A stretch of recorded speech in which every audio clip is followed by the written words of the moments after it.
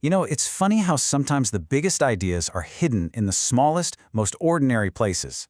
Today, we're going to unpack a really fascinating concept about how we all talk to each other, just by looking at one single, incredibly simple word. Rain. I mean, we all know this word, right? We've probably used it thousands of times. But what's really going on inside it? What can it teach us if we just look a little closer? So let's do it. Let's basically put this word under a microscope. And our guide for this is going to be its dictionary entry. Think of it like a little linguistic checkup. Okay, first up, the sound. Rain. Right away, this brings up something pretty cool called homophones, words that sound exactly the same but mean totally different things. So when you say rain, are you talking about the weather, or a king's reign, or the rein used to guide a horse? Your ears have no idea without some context.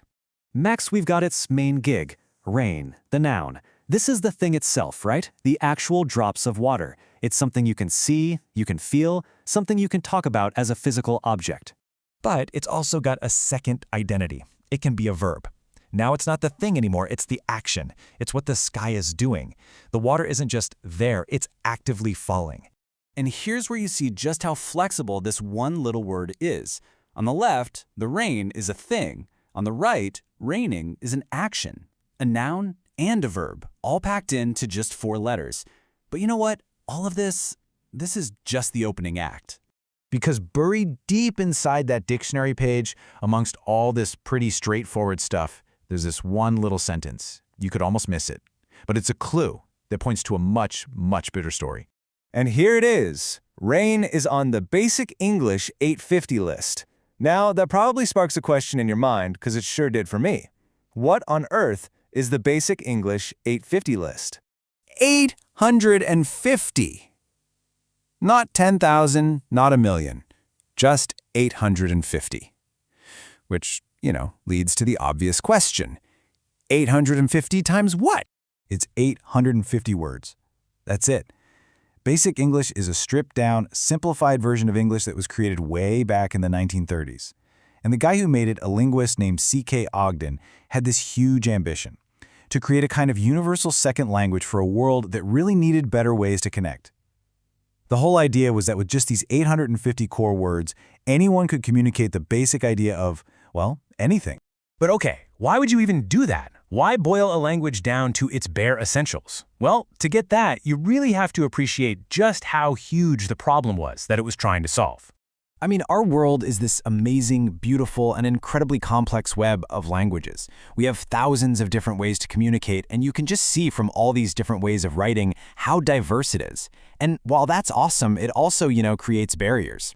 So how do you build a bridge between all of them? How does someone who speaks Spanish easily talk to someone who speaks Arabic or Japanese without having to spend years and years learning the entire language? That was the challenge. And the goal of Basic English, or BE 850, was actually really simple and elegant. Step 1. Pick 850 essential core words, words like rain. Step 2. Use that tiny vocabulary to build a working system for things like international business, science, and politics. And Step 3. Give new learners a massive head start on mastering the full English language. It was a really optimistic project. So now let's bring it all the way back to our word rain. Because to really get this, it's just as important to understand what's not in Basic English as what is. If rain made the cut, what got left off the list? Stuff like this, idioms, and all that colorful figurative language. See, Basic English gives you the word rain, but it doesn't give you phrases like, it's raining cats and dogs, or don't rain on my parade. Those kinds of expressions are tied to a specific culture and need a much deeper level of fluency to understand. So here's the key takeaway, really. Basic English was designed to be a very specific tool, kind of like a wrench, perfect for the essential nuts and bolts of communication, but it was never, ever meant to be the whole toolbox.